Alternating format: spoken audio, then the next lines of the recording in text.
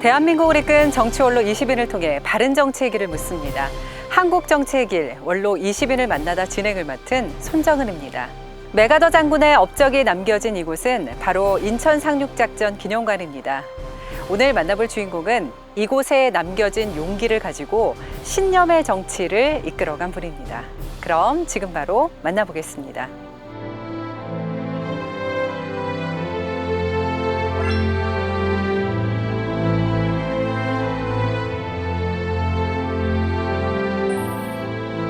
의원님.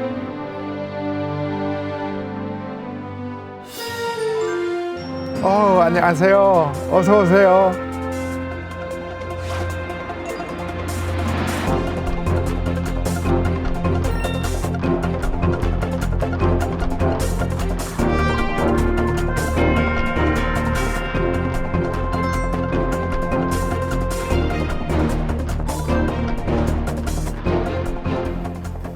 의원님 반갑습니다. 네, 여기까지 오시니라. 네.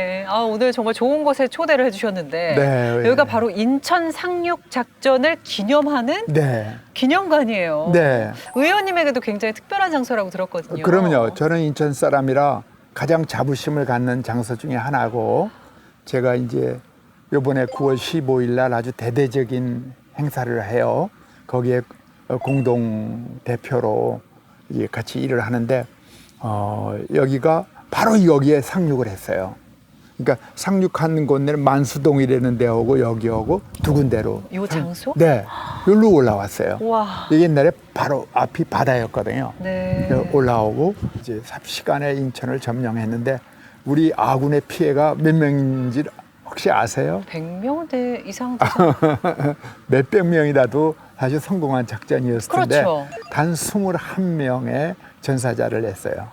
그렇게 적었어요? 네, 그리고 한 명이 실종되셨고 147명의 우리 아군이 부상을 당했어요. 어머나.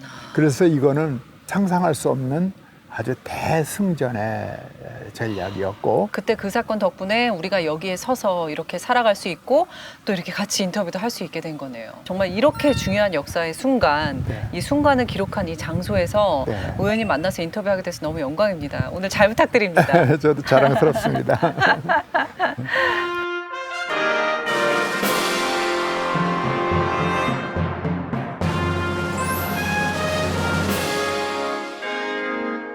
안녕하세요, 의원님. 네, 안녕하세요. 반갑습니다. 네, 최근에도 의원님 보니까 굉장히 활발하게 활동을 많이 하시더라고요. 그래서 요새 뉴스 같은 것도 더 막 많이 챙겨보실 것 같은데 요즘에 특히나 관심 갖고 있는 이슈는 뭘까요? 관심은 여러 군데 있지만요, 좀 충격을 받는 뉴스가 우리나라가 이제 소멸 가능성이 있는 초저출산 국가라는 것이 굉장히 걱정이 돼요. 저는 이제 손주가 6이거든요.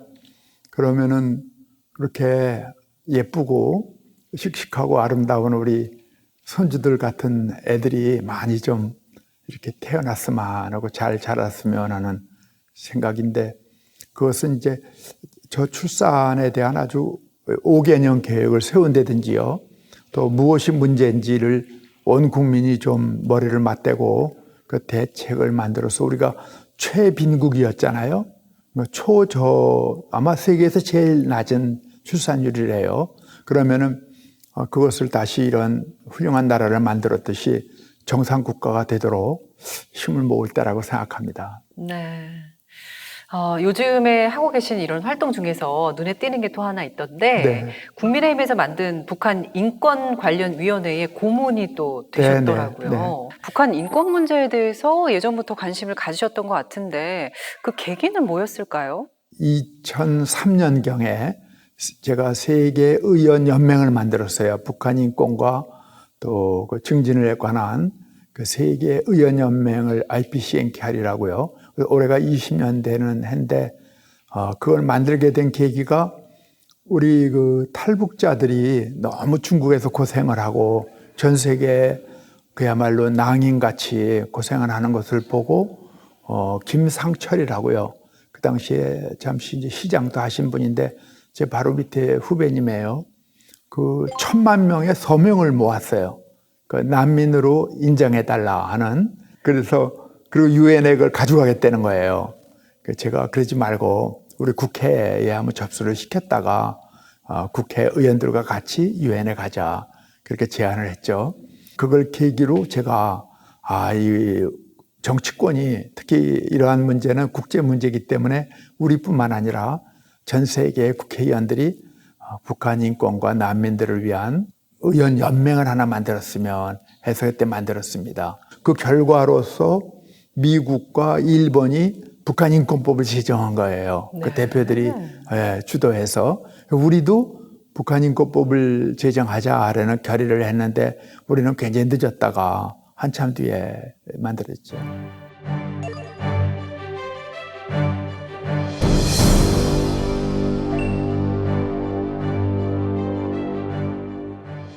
그럼 자연스럽게 통일 이야기를 해보고 싶은데 네. 의원님께서는 마음속에 늘 그 통일에 대한 네. 생각, 염원 이런 네. 것들이 있으신 것 같아요. 그래서 더더욱이 또 네. 그쪽의 인권 문제를 또 관심 가지시는 거고요. 통일이 가까울지 멀지 그거는 뭐 저희가 알 수 없지만 통일에 대한 대비를 해야 될 텐데 우리 정부가 어떤 대비를 해야 될까요? 저는 예전부터 통일 문제를 둘로 좀 나눴으면 좋겠어요. 어떻게요? 좀 이렇게 도와야 되는 일, 또 지원해야 되는 일, 따뜻하게 대해야 되는 일 같은 것이 있는데 그런 것은 민간에게 맡기고 정부는 인권 문제라든지 정의 관한 문제든지 안보에 관한 문제든지 이런 걸 놓치면 안 되거든요. 그런 것은 정부가 법치주의 기본위에서 튼튼히 아주 견고한 입장을 유지해 나가되, 그러나 인도적 문제라든지 또 많은 교육이라든지 경제, 사회, 복지, 문화 이쪽은요 국가가 전면에 나서기보다는 민간들에게 많은 영역을 자유롭게 좀 맡겼으면 이런 생각이 들어요. 독일도 정부는 굉장히 날카로운 그러한 문제를 다뤘어요. 교회를 통해서 동독을 엄청 도왔어요. 서독교회가 동독교회를 돕고 모든 일을 하는 것을 오히려 간접적으로 지원했어요. 그래서 스스로는 이 두 가지 일을 한꺼번에 할 수가 없잖아요. 어머니 일이 있고 아버지 일이 있듯이 따뜻한 어머니가 하실 일이 있고 또 좀 엄하면서도 가풍을 지켜야 되는 아버지 일이 있잖아요. 그런 의미에서 정부는 꿋꿋하게 그런 일을 잘 감당하고 많은 영역에서 국제 인권단체라든지 또 복지단체라든지 또 우리 국내에 많은 민간인들이 하는 거에 대해서는 좀 과감하게 문을 열어주는 게 어떨까. 그러면은 민간에서는 서로 굳건한 연대가 또 연합이 이루어지고 정부는 나라를 지키고 또 북한에서 할 말은 할 수 있는 자리를 확보하지 않을까 이런 생각을 합니다. 네.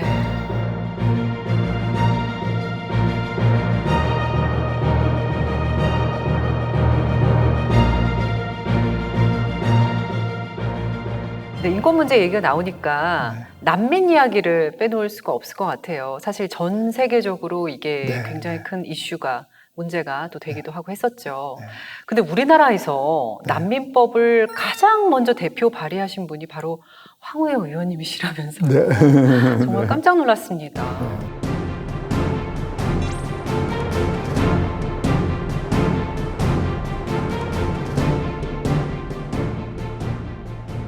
난민은 종교적, 정치적 박해 때문에 그 나라에 살 수 없는 사람들이요. 그런 분들은 체제나 여건이 안 맞아서 그렇지 아주 우수한 분들이에요. 그 사회를 변화시키려고 하는 사람들이기 때문에 왜 물고기가 둥둥 떠내려가는 게 아니라 물살을 헤쳐 올라가듯이요. 그런 생명력이 있는 분들이거든요. 그리고 대표적인 난민이 아인슈타인. 네, 그런 분들이 다 난민이었어요. 나치스의 그 학정에 못 이겨서 이제 떠났죠. 그렇기 때문에 세계적인 난민의 흐름을 우리가 주시하면서 좋은 분들을 받아들여야 돼요. 난민 그러면은 이렇게 아주 나쁜 개념으로 절대 보면 안 됩니다. 그 사회에, 그 나라에서 그야말로 깨어있는 분들이에요. 그리고 또 경제 난민이라는 개념이 있는데 이거는 이제 서구에서 말하는 난민에는 속하지 않지만 우리 아시아 지역에서는요, 이 경제 난민은 아주 오랜 옛날부터 있었던 거예요. 우리가 조선 땅에 기근이 들면 만주로 갔어요. 그래서 이제 그 피해서 돌아오고요. 또 난리나 또 이렇게 외침이 심할 때는 또 중국이나 이렇게 막 이제 외국으로 가는 것이 우리 조상들이 해왔던 거고, 우리는 난민이라고 그러지 않고 피난민 그러잖아요. 피난민 네. 그러면 우리가 아주 익숙한 네. 말 아니에요. 그것이 난민이거든요. 그렇기 때문에 우리는 단순히 정치, 종교적 서구식의 박해를 넘어서서 정말 어려운 사람들까지도 좀 받아들여서 우리가 그 이웃을 돌보는 나라로 하다 보면은 좋지 않을까 싶고, 최근에 이민법을 만들어서 이민을 받아들이자 그러는 거예요. 인구가 주니까요. 이 일반적인 이민보다는 난민은요, 굉장히 도덕적 또 우리 인권의 면에서 그리고 모든 면에서 훨씬 더 훌륭한 분을 받아들이는 그 출입구가 되는 거죠.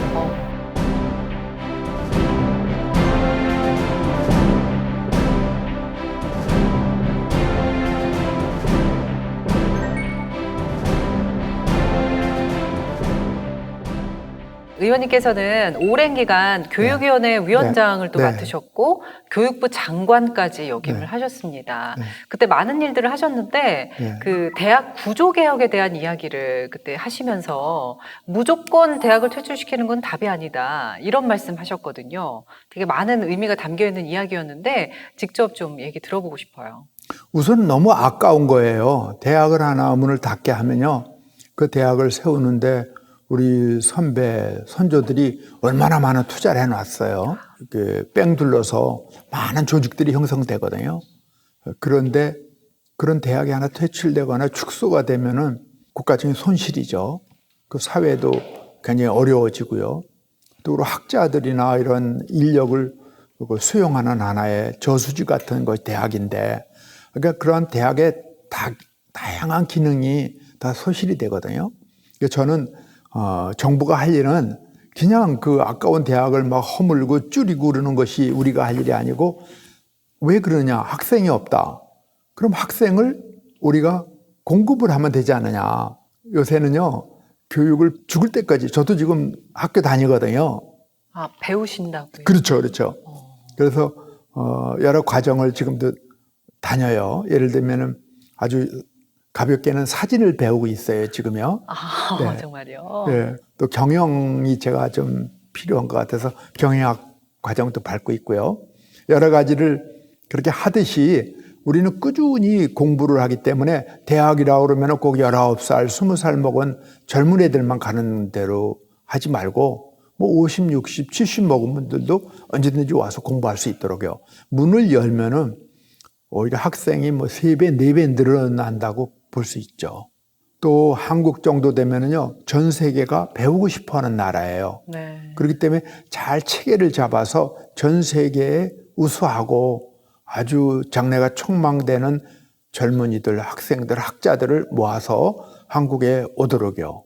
예를 들면은요, 네네. 제가 이제 독일에 판사할 때 독일에 그 대하대에서 저를 데려다가 정말 잘해줬어요. 공부를 시키고요. 독일에서요? 네. 판사 셋이 가서 공부를 했는데요. 한 명은 손지열이라고 대법관이 됐고요. 한 명은 김항식이라고 왜 국무총리 됐고요. 네. 네. 하나는 제가 제일 못됐죠. 의원님. 첫거지. 이렇게 세 사람 판사를요, 비교할 순 없죠. 딱 뽑아다가 그냥 아주 이렇게 잘 가르쳐줘서 보내는 거예요. 그러니까 저는요, 똑같은 물건 살 때 독일자라고 그러면은 얼른 사게 돼요. 독일에 대한 그 애정이 엄청나지게 되는. 그러면요, 네. 그래서 우리도 전 세계에 우리 얼마나 수출을 많이 합니까? 거기에 1%만이라도 그 나라에 돌려줘서 학생들을 데려다가 우리가 조금 신세를 갚아주는 의미에서 우리 대학을 활용하면은 대학이 더 부족하죠.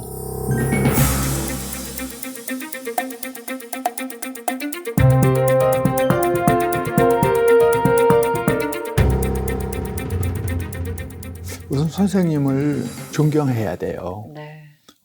물론 부모님이 그 분야에서는 선생님보다 더 나을 수가 있지만, 그러나 아무리 훌륭한 부모님이라도 선생님에 대해서는 깍듯한 존경을 반드시 마음에 가져야 됩니다. 제가 어렸을 때 우리 아버님이 그 선생님이 그때는 가정 방문이 있었어요. 가정 방문. 네, 그래서 이제 선생님 오시거든요. 그러면 그냥 우리 집에서는 아침부터 청소를 하고, 옛날에는 뭐 돈이 없으니까 청요리라고 해서 탕수육 정도를 하나 딱 시간 맞춰서 시켜놔요. 그리고 선생님 오시면은 우리 아버님이 지금도 기억이 생생한데 꼭 절을 해요. 네. 선생님 들어오시면 네, 네. 그래서 제가 우리 아버지는 대단한 사람으로 내가 알고 있는데 우리 아버지가 내 보는 앞에서 선생님께 절을 딱 납작하시는 거 보고는 제가 어죽하겠어요. 아버님이 아마 저보고 보라고 그러신 걸 거예요. 그래서 그러한 마음 자세가 저는 평생 좋은 스승을 이렇게 만나는 그 행운이 있었는데 그런 마음이 참 중요하죠. 그럼 스승을 존경하는 마음을 아이들에게 키워주기 위해서는 네. 집에서 하는 교육이 이 부모님의 교육이 굉장히 중요하겠네요. 아주 귀한 말씀하셨는데요. 우리 부모님들이 교육의 기본은 가정교육이거든요. 그래서 3분의 1 이상이 가정교육에서 맡아주셔야 되고, 국가가 하는 교육은 국민교육이에요. 국민의 아주 기본적인 조건만 충족시키는 교육을 국가에서 하는 거고, 그 외에 뭐 교회나 또 사찰이나 여러 가지 많은 그 교육기관들이 있잖아요. 그러한 걸 다 균형을 맞춰가면서 학교 공교육이 지금은 모두인 것처럼 하는데 그거보다는 가정교육이 중요하다. 네. 그리고 학교 교육이 있고 그 외에 사회에서도 많은 교육기관이 있을 때 그런 데 대해서도 부모님들이 관심을 가지셨으면 합니다. 네. 저희 프로그램에서 준비한 즐겁고 유쾌한 코너가 있죠. 바로 추억 한 장인데요. 오늘은 어떤 추억을 담아왔을까요? 의원님의 여러 추억 중에서 보기만 해도 웃음 나오는데 짜잔! 이 사진 너무 유명하잖아요, 의원님. 아니, 지금 뭔가를 잡아당기는데, 아니, 근데 어떻게 물 떨어지는 순간을 포착했을까요? 기자분들이 기가 막혀요. 네. 근데 이게 다음 사진 보니까 완전 다 젖은 사진까지 다 네. 나왔더라고요. 네. 이게 어떤 상황인가요, 의원님? 이게 그때 우리 학교에 네. 실험실들이 있잖아요. 그게 위험해요. 화재나 폭발 또 무슨 이렇게 상처 입고 그러는, 그래서 그거를 전반적으로 점검을 하기로 그때 교육부에서 마음을 먹고요. 그런데 완벽하게 되는 학교들이 어디 있냐 중에 하나가 이 독일 학교예요. 그래서 독일에서 운영하는 학교이기 때문에 우리나라에 있는 학교인데 독일 학교예요. 네, 독일 분들이 와서 이 운영을 하고 있더라고요. 이게 단도직입적인 방법이에요. 저도 예상을 못했어요. 이게 무슨 2단계라든지 뭐 여러 가지 뭐가 있을 줄 알고 그랬는데 건드리자마자 물이 확 나오는 거예요. 그래서 왜 이렇게 했냐 그랬더니요, 아주 위험물이 있을 때는요 즉각 물을 한 바가지 하는 것이 최고라는 거예요. 이 독일 사람 혹시나 묻거나 했을 때 빨리 물로. 네. 그래서 독일식이에요. 또 좋아하는 독일식의 물을. 독일이 저를 한 방울 막 때린 거죠. 네, 한 방 맞으셨네요. 네, 한 방 맞았어요. 아니 근데 보통은 되게 당황하거나 네. 이제 표정이 좀 안 좋아질 수 있는데 네. 많은 사람들이 놀랐던 것은 의원님이 너무 밝게 웃으시면서 이거 뭐 내가 제일 먼저 지금 테스트한 거야. 이 물 내가 테스트한 거야. 이렇게 또 말씀을 하셨어요. 환하게 지금처럼 이렇게 웃으시면서. 주변 분들이 내가 미안한 거예요. 너무 놀래니까. 네. 그래서 이 자리를 모면하려니까 이제 제가 좀 농을 했죠. 내가 한번 1차로 이렇게 테스트한 사람이라고. 아니 근데 제가 이 사진 보고 나서 의원님의 다른 사진을 한번 다 찾아봤어요. 근데 대부분 다 지금처럼 이렇게 환하게 웃고 계시고 정말 심각한 상황 빼고는 그렇게 미소를 띠고 계시더라고요. 심지어 방송에 나와서 인터뷰하실 때도 오늘도 그렇지만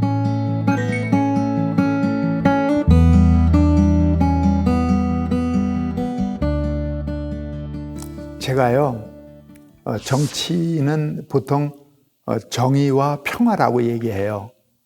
근데 기쁨이 있어야 될 것 같아요. 기쁨이요. 서구 사회의 정치를 보면 밝아요. 그리고 항상 그 페이소스, 그러니까 유머가 있고요. 조크를 쓰고 이렇게 하면서 어려운 이야기도 풀어나가거든요. 처칠 같은 분도 그 2차 대전 때도요. 그 연설이나 또 이렇게 주변에 하는 거 보면 항상 그렇게 해요. 그럼 국민들이 마음이 편안해지고 그 오히려 좋은 생각이 나는 거예요.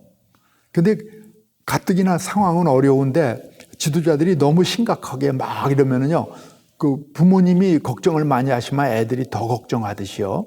우리 지도자들이 저렇게 걱정을 하면 이건 오죽할까 이런 생각을 하게 되는 거죠. 그래서 이제 저는 물론 정치가 어려워요. 모든 어려운 문제는 다 국회로 오고 정치가 마지막은 해결을 해야 되잖아요.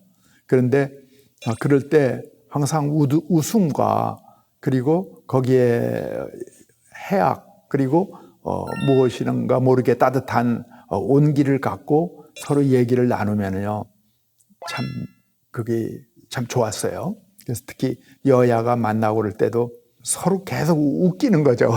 그러다 보면은 또 이렇게 좋은 생각도 나고 서로 웃다 보면은 그렇게 어려운 문제도 눈 녹듯이 되게 해결이 되고 그렇죠. 지금 얘기를 듣다 보니까 현재의 국회에 대한 생각을 하지 않을 수가 없습니다. 현재 저희 국민들이 봤을 때는 여야가 굉장히 갈등을 겪고 있고 대치 상태로 보이고 또 의원님처럼 그렇게 정말 그 좋은 마음을 가지고 웃음 바이러스, 해피 바이러스로 안에서 활동하시는 분들이 많았으면 좋겠는데 사실 그렇게 보이지가 않거든요. 근데 저는요. 네. 요새 정계가 옛날보다는 많이 좋아졌다고 봐요. 어떤 면에서요? 요새는 말로만 싸우더라고요. 아, 얘는 몸싸움 안 해서 그 뜻인 그쵸. 거예요? 옛날에는요, 부드럽했어요, 뭉둥이로요. 최루탄이 터지고요. 알죠. 쇠사슬이 날아다니고요. 야, 요새는 그런 거 없잖아요. 그런 거 없지만 보이지 않는 대치가 더 심하잖아요. 아닐까요?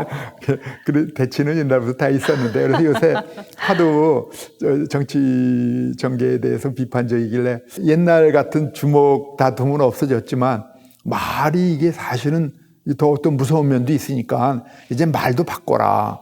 언행을 다 바꿔라. 국민들이 그러시는 것으로 받아들여서 우리 이제 정계에서 말도 똑같은 말도 이렇게 유머와 해학을 넣어서 하면은 그게 상대방을 움직여요. 그래서 그렇게 해야 문제가 해결되지 그냥 욕지거리하고 마는 게 정치가 아니잖아요. 결국은 내가 꿈꾸는 것을 상대방의 도움을 받아서 잘 이루어서 국민에게 이제 상신한다. 이게 정치인데 또 여야가 다 그런 마음으로 모여 있는 건데 그걸 어떻게 풀어가느냐 하는 문제일 뿐이죠. 그래서 제 생각에는 크게 봐서는 몸싸움 안 하는 것은 이제 해결됐다. 이제 말 좀 예쁘게 해라. 그 단계인 것 같아요. 근데 말만 예쁘게 할 게 아니라 정말 생산적이고 전곡을 찔러서 문제를 탁탁 풀어나가는 그러한 국회 또 정치권이 되기를 국민이 바라시는 거죠. 네.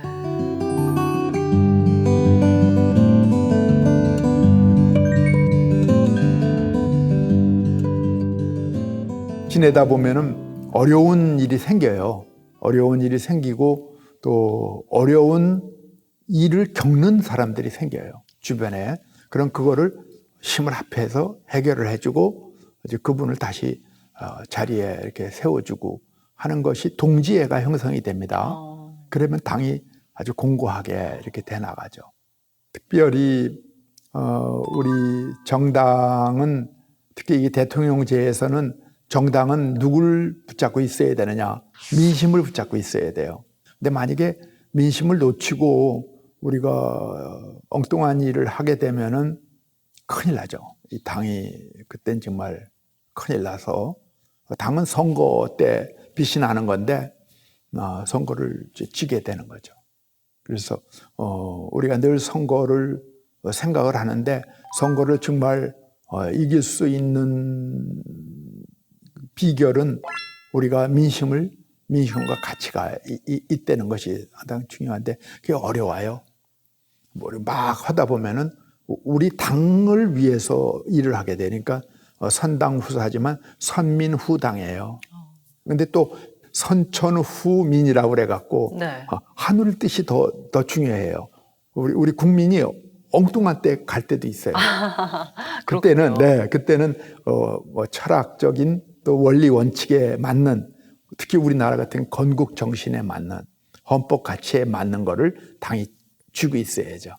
거기서는 국민도 떠나지 못하도록 우리가 같이 해서 그러한 다양한 기능을 정당히 해야 되기 때문에 당대표는 그런 걸 늘 마음에 두고, 그러나 자기보다는 주변 인물들이 반짝반짝 빛나게 빛날 수 이렇게, 있도록. 그러면은 그게 결국 자기가 빛나는 비결이 돼요.